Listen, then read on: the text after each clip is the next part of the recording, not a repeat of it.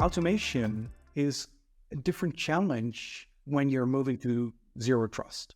Zero trust from a procedure principle is pretty easy to accomplish. You can have multiple steps of approval. But when something is automated, it's automated. You need to trust the automation.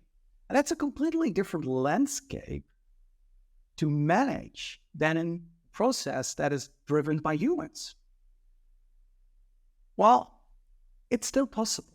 You can look at the specifics of your automation and consider that certificates can only be requested from the certificate authorities you trust, from the accounts you trust, from the domains you approve.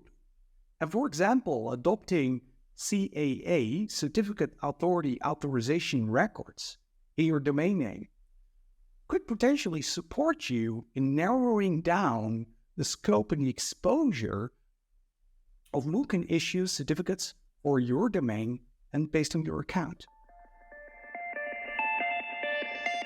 Well, first I would say we need to adopt automation.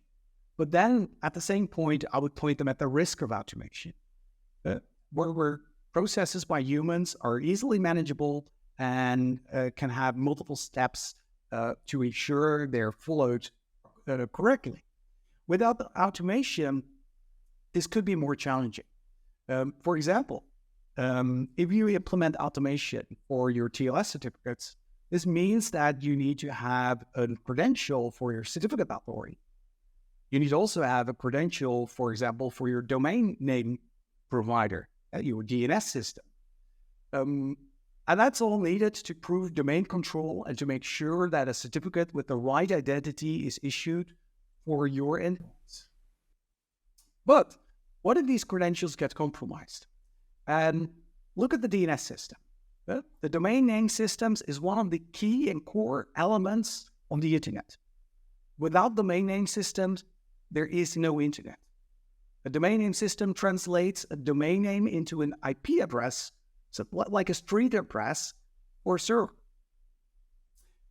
If someone gets the credentials of your domain name, and the scope of those credentials are not limited specifically for the purpose that you would want them to be valid for, people might be able to not only compromise the server that you're currently working on, but all the servers on all the domains of your entire infrastructure.